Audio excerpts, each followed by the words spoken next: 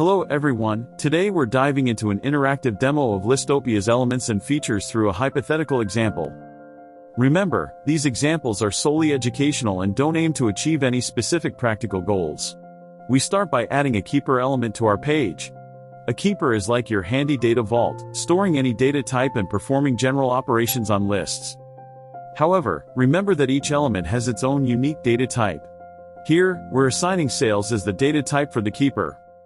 In the following section, with predefined lists, we slide all our sales items into list 1 using the search function. Predefined lists are always accessible via states, making them super handy and user-friendly.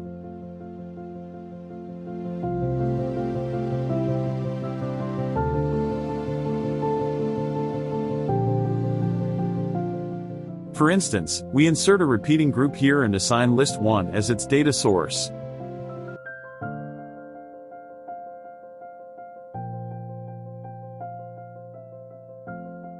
Let's spruce it up a bit. First, we arrange the layout row, remove any fixed width, and set the minimums to 0. This isn't really related to Listopia, I'm just ensuring we have a tidy repeating group. Let me quickly get this set up for us.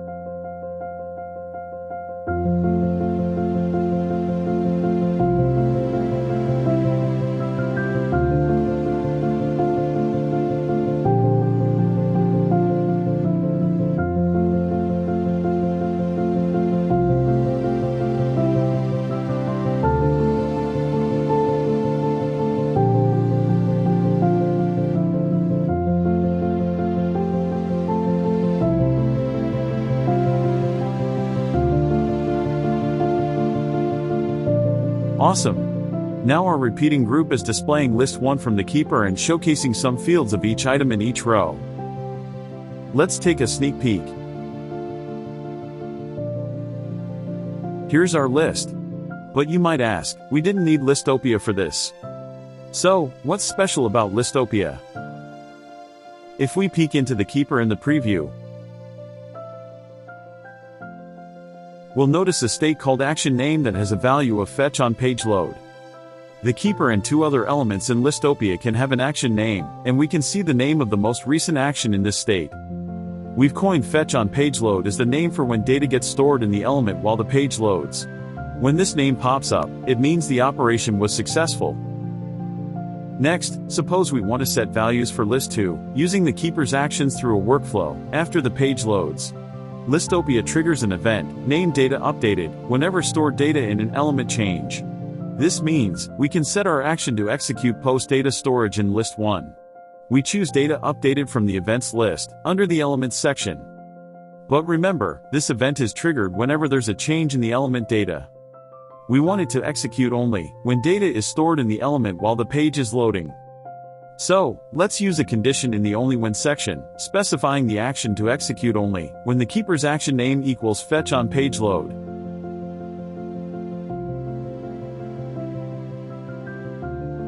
Now, let's explore the first keeper action, set/get.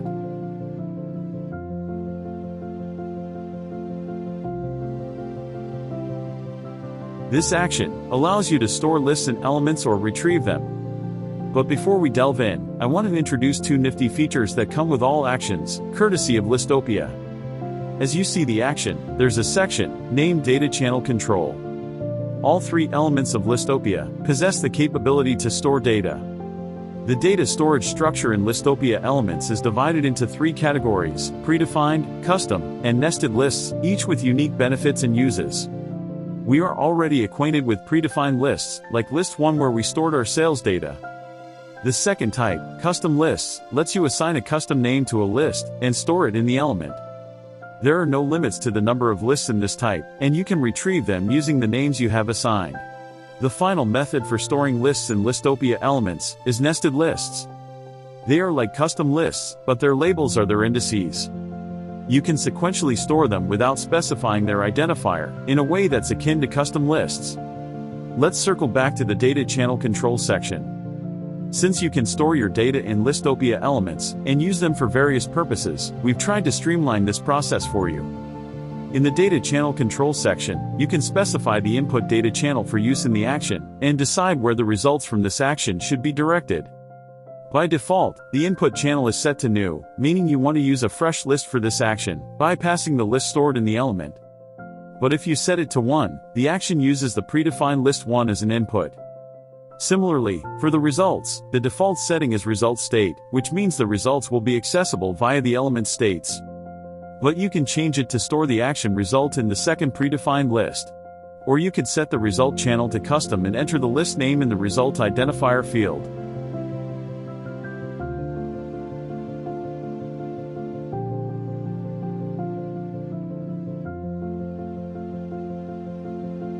Now, let's plunge into the set/get action. Let's say we wish to store a list of filtered sales in the second predefined list. We set the input to new, and in the new list field, we input the data.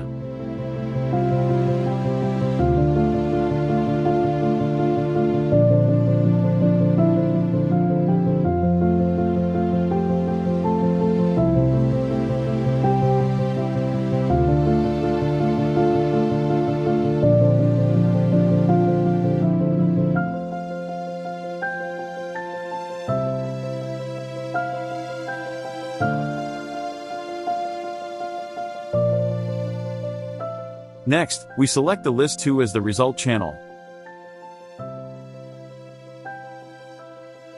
There's another familiar field down here, the action name. Every action in Listopia can have a name, like fetch on page load, that helps us identify actions. For instance, suppose we want to execute another action after this one, and we plan to use list 2 in it. So, here, we name the action set list 2. And again use a data updated event, setting the action name condition on it. Of course, we could have used one event and written conditions for the actions, but it's your call depending on what best fits your needs. In the new event, we use the Sublist action. This action is handy when you want to perform operations like reversing or shuffling a list. Another capability of this action is to create a new list from input list items by specifying a list of indices. For example, suppose we want to copy items 10, 4, 6, 3, and 9 from list 2 in this order, and make them available in the element state. And in the custom indices field, we use arbitrary text to write the indices we want. By splitting the text and converting it to a number, we generate the index list.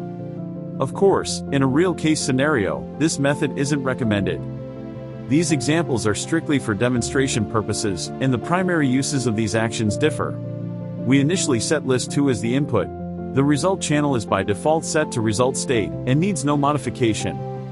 Also, there's no need to assign a name for this action. Before we preview, allow me to make a few tweaks to the page so we can see more information. I'll fast forward this bit.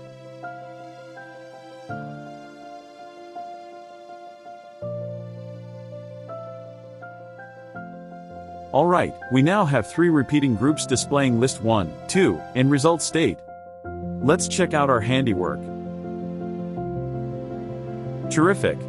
We've done everything right, and as you can see, the data in list 1, 2, and result are in the correct order. I encourage you all to explore all the actions of all 3 elements in the plugin demo.